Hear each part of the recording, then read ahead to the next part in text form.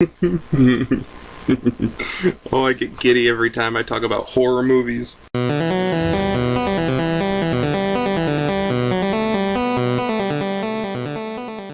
Hey, I'm Saq, this is Saq Views, and on this episode I talk about the movie Saw.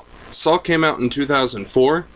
It is directed by James Wan, and it is written by both James Wan and Leigh Whannell. The film stars Cary Elwes, along with Leigh Whannell. Monica Potter is also in the film, along with Danny Glover. The story originally started off as an opening script, kind of like a calling card for Hollywood. Saw hits on a personal level for me because shortly after viewing it, it was then I decided to pursue a career of screenwriting and directing. After doing a little bit of research on the film, I found out that the director James Wan and writer Leigh Whannell wrote a script together and sent it into Hollywood as kind of a calling card. Shortly after filming the short film, a production company was created and a small budget was formed, and they were given 18 days to shoot. They shot the whole film in its entirety in 18 days with only a little over $1 million in budget.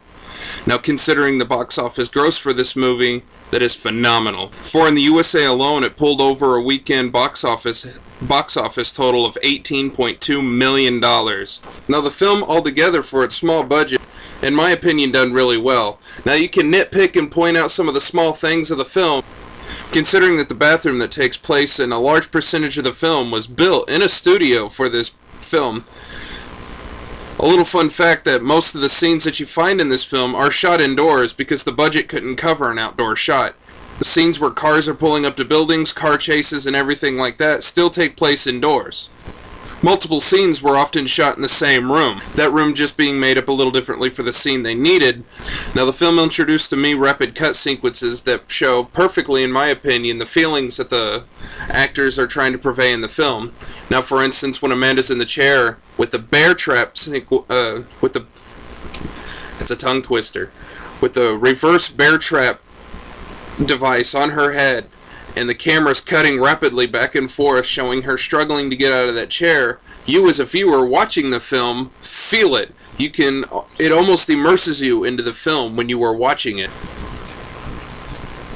Now, considering most of these takes were rehearsal shots put actually into the theatrical release of the film, I thought every actor brought a tremendous amount of talent to the table. Tobin Bell, who played Jigsaw, who had, I feel, the smallest part of the film, but was the biggest part of the whole franchise, only played a few minutes into the movie, if that. And Shawnee Smith, who played Amanda, who also became a big character in the franchise, played only a small part, but both of their parts in the first film, being so minute, tremendously brought forth such character to be carried on in the rest of the franchise. Now, of course, I loved it the first time I watched it. I watched it, I don't know how many times, with commentary, without commentary, all of the bonus material. I wanted to know every bit of this film. And the fact that James Wan and Leigh Whannell just on a whim sent a script out to Hollywood, Hook Twisted Pictures as a production company, and shot forth a 7-year Halloween tradition just by making a short film and a script, that inspired me. That told me that as a young, aspiring actor, director, that I could do anything. That if they were able to just send forth a script with a story strong enough to start 7 years of a franchise and make a character that stands up to film horror greats like Mike Myers and Freddy Krueger, that is amazing to me. It wasn't long after 2 came out that I wrote my first screenplay called Captured that mirrored similar to the way Saw 2 took out. Now, my rating for this is through the roof. It's one of my favorite films. It is a film that is an inspiration to me. If I eventually come up with a scoring system, I would give it 10, 5-star, amazing, top of the line. I love this film so much. The characters are well-rounded. There may be some plot holes and some problems with the first script, but considering the amount of money they had to work with, the story itself apparently inspired enough people to make 6 more films. And that brings me to the end of my video. Thank you so much for watching. If you have any thoughts, put them down in the box about the movie that I covered today or about anything else in this video that you feel like you'd have input on.